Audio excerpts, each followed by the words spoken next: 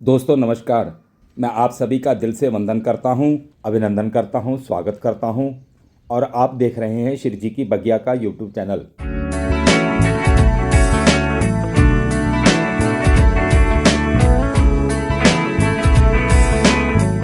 जैसा कि पूरे भारतवर्ष में इस साल काफ़ी बारिश हो रही है और यह बारिश हमारे किसान भाइयों की खेती को लेकर एक बहुत बड़ा वरदान है, क्योंकि बारिश के पानी में कार्बन डाइऑक्साइड, ऑक्सीजन और नाइट्रोजन जैसी गैसें भी होती हैं जो हवा में घुलकर पानी में आ जाती हैं। और इसके अतिरिक्त बारिश के पानी में sodium, potassium, magnesium, calcium nitrate, ammonia sulphate और क्लोराइड जैसे पोषक तत्व भी पानी में मिल जाते हैं, जिससे दोस्तों बारिश का पानी आपकी फसलों के लिए एक जीवन रेखा का काम करता है। दोस्तों, बारिश का पानी पौधों की वृद्धि और विकास के लिए पोषक तत्व प्रदान करता है, जो प्राकृतिक रूप से नाइट्रोजन देकर मिट्टी को नम और उपजाऊ बनाता है। दोस्तों, सबसे महत्वपूर्ण बात बारिश की है, जिसे मैं आपको जो आप बताने जा रहा हूँ, आप बड़े ध्यान से सुनिएगा और समझिएगा, क्योंकि ऐसी बातें या यूँ कहूँ कि ऐसी जानकारी शायद ही आपको कोई बता पाए। दोस्तों, मेरी आपसे रिक्वेस्ट है कि आप इस वीडियो को अंत तक जरूर देखिएगा, ताकि बताई गई जानकारी का लाभ आप अपनी फसलों में दे सकें। जैसा कि आप जानते हैं कि मैं अपनी वीडियो में अक्सर जीवामृत को लेकर ही बात करता हूं, लेकिन दोस्तों दूसरी तरफ सोशल मीडिया पर अनेकों यूट्यूबर या फिर खेती के महानुभाव ऑर्गेनिक खेती को लेकर बात तो जरूर करते हैं, लेकिन ऑर्गेनिक खेती है क्या, इसका जीव जंतुओं के ऊपर क्या असर पड़ता है, ऑर्गेनिक खेती का पर्यावरण और मिट्टी में क्या महत्व है, दोस्तों ये सब कोई क्यों नहीं बताता। इसलिए दोस्तों, आज जो मैं आपको बताने जा रहा हूं, आप इसे बड़े ध्यान से सुनिएगा और देखिएगा, क्योंकि आज की जानकारी आपकी फसलों में मील का पत्थर साबित होने वाली है। दोस्तों, अगर मैं 60 और 70 के दशक की बात करूं, तो हमारे दादा परदादाओं ने भगवान ना जाने किस लालच में आकर खेतों में रासायनिक खाद को देना शुरू कर दिया। खेतों की मेड़ से पेड़ों को काटना शुरू कर दिया। बहकावे में आकर फसलों में नाना प्रकार के पेस्टिसाइड देना शुरू कर दिया। और इससे हुआ क्या, खेतों की मिट्टी दिन प्रतिदिन कमज़ोर होती चली गई, बंजर होती चली गई। मिट्टी में रहने वाले लाखों करोड़ों नाना प्रकार के सूक्ष्म जीव रासायनिक खादों और रासायनिक पेस्टिसाइड को देने से ख़त्म होते चले गए। दोस्तों, 70 साल पहले मिट्टी में जो ह्यूमस की मात्रा 1% हुआ करती थी, अब वो घटकर 0.3% से नीचे रह गई। दोस्तों, मैं आपको अगर सरल भाषा में समझा दूं, तो फसलों में सारा खेल ह्यूमस मतलब कार्बनिक पदार्थों का ही है, जहां से पौधों को सारे पोषक तत्व मिलते हैं। दोस्तों, यहां पर मैं चाहता हूं कि आप अपने से एक प्रश्न जरूर करें, जो मैं आपसे पूछना चाहता हूं कि जब फसलों को भोजन के रूप में सारे पोषक तत्व मिट्टी से ही मिलेंगे और पौधे सभी प्रकार के पोषक तत्वों को लेकर मजबूत हो जाएंगे, तो क्या फसलों में कभी कीड़ा लगेगा या फिर फसलों से मिलने वाली पैदावार क्या कम रहेगी? दोस्तों, मैं उम्मीद करता हूं कि आपको आपकी बात का जवाब मिल गया होगा, और मैं चाहता हूं कि कमेंट्स बॉक्स में आप अपनी हाँ या ना का जवाब जरूर दें। दोस्तों, अब जब बात बारिश के पानी की हो रही है, तो मैं अब बारिश के पानी को मद्देनज़र रखते हुए जो पोषक तत्वों से भरा पड़ा है, मैं आपसे बात करने वाला हूं। दोस्तों, जीवामृत के अंदर सबसे महत्वपूर्ण बात जंगल की मिट्टी की आती है, और वह भी जब बरसात के मौसम की हो, क्योंकि दोस्तों बरसात के मौसम में मिट्टी पूरी तरह से नम हो जाती है और ये नमी सूक्ष्म जीवों की संख्या हजारों लाखों से करोड़ों अरबों तक ले जाने में ट्रांसपोर्ट का काम करती है। दोस्तों, यही तो प्रकृति का अजूबा है हमारी फसलों के लिए, जिसे हमने आज से 70 साल पहले नासमझी के कारण या फिर यूँ कहूँ कि किसी के बहकावे में आकर खो दिया। दोस्तों, यहाँ तक की वीडियो को देखकर अब आपको फसलों में बारिश का क्या महत्व है पता चल गया होगा।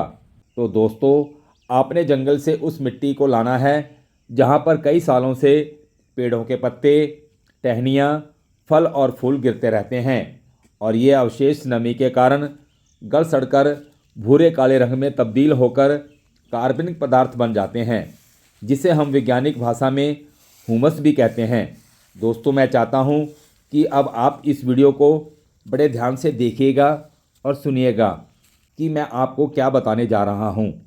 5 किलो मिट्टी को आपने जंगल से लाकर 200 लीटर प्लास्टिक के ड्रम में डाल देना है और ड्रम को थोड़ा ऊपर से छोड़कर पानी से भर देना है। अब दोस्तों, मिट्टी में पनप रहे सूक्ष्म जीवों की संख्या बढ़ाने के लिए 5 किलो पुराना गुड़ और 5 किलो बेसन या फिर कोई भी दाल का आटा, क्योंकि ये आटा कार्बोहाइड्रेट का स्रोत है।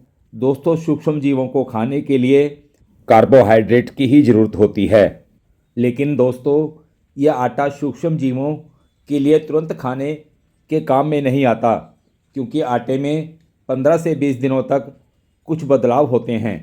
लेकिन पुराना गुड़ सूक्ष्म जीवों के लिए तुरंत भोजन के रूप में खाने में काम आएगा, जिससे सूक्ष्म जीव जिंदा रहकर अपनी संख्या को बड़ी तेज़ी से बढ़ाने लग जाते हैं। दोस्तों, यहाँ पर मैं आपको एक बात स्पष्ट कर दूं कि इन सूक्ष्म जीवों की संख्या पहले के बनाए गए जीवामृत से कई गुना ज़्यादा होगी, क्योंकि मिट्टी बरसात के समय की है।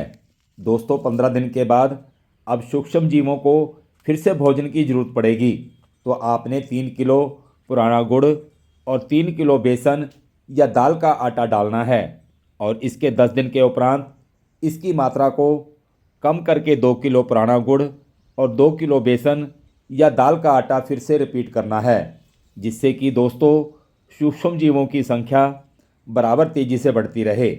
अब दोस्तों, 2 किलो गुड़ और 2 किलो आटे को आपने हर 10 दिन के बाद 3 से 4 महीने तक डालते रहना है, जब तक जीवामृत पूरी तरह से तैयार ना हो जाए।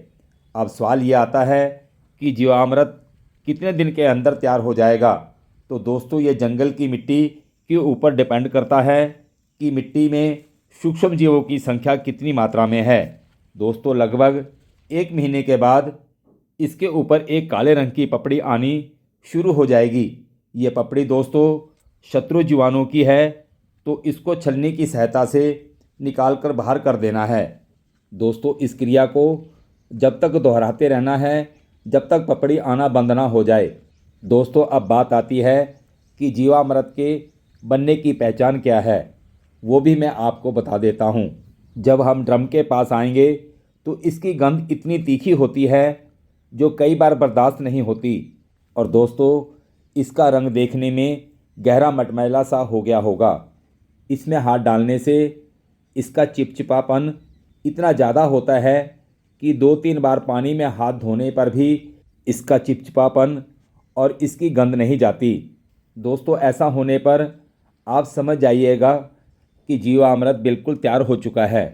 दोस्तों, इसको देने का तरीका भी बड़ा आसान है, वो भी मैं आपको बता देता हूँ कि जब खेतों में पानी का भराव 1 से 2 इंच तक दिखाई दे तो ड्रम से 20 लीटर जीवामृत लेकर जगह जगह खेतों में डाल देना है। दोस्तों, ये सूक्ष्म जीव खेतों की मिट्टी में हर जगह जाकर अपनी संख्या को कई गुना ज़्यादा बढ़ाना शुरू कर देंगे। दोस्तों, ऐसा करने से जो मिट्टी हमारी पिछली गलतियों के कारण बंजर हो गई थी, ये सूक्ष्म जीव मिट्टी में पुनः स्थापित होकर मिट्टी को फिर से पोषक तत्वों से भर देंगे। दोस्तों, ऐसा बार बार करने से अब आपको फसलों में कोई भी रासायनिक खाद देने की ज़रूरत नहीं पड़ेगी। ना फसलों में कोई बीमारी लगेगी, ना कोई कीड़ा लगेगा, क्योंकि दोस्तों फसलें मिट्टी से पोषक तत्वों को लेकर इतनी मजबूत हो जाएंगी और इनसे मिलने वाली पैदावार आपकी सोच से कई गुना ज़्यादा हो जाएगी। दोस्तों, जानकारी आपको कैसी लग रही है आप मुझे कमेंट्स बॉक्स में लिखकर ज़रूर बताइएगा। अगर आपको अच्छी लग रही है तो आप इस वीडियो को लाइक करें, शेयर करें और मेरे चैनल को सब्सक्राइब करके मेरा हौसला अफजाई ज़रूर करें, जिससे कि दोस्तों मैं आपको और अच्छी से अच्छी जानकारी दे सकूं। दोस्तों, मैं अपनी बात को अब यहीं विश्राम देता हूं। फिर मिलते हैं ऐसी ही एक और नई जानकारी के साथ। दोस्तों, आप पर्यावरण के साथ जुड़कर और जैविक खेती को अपनाकर सदा स्वस्थ रहें, खुश रहें। धन्यवाद।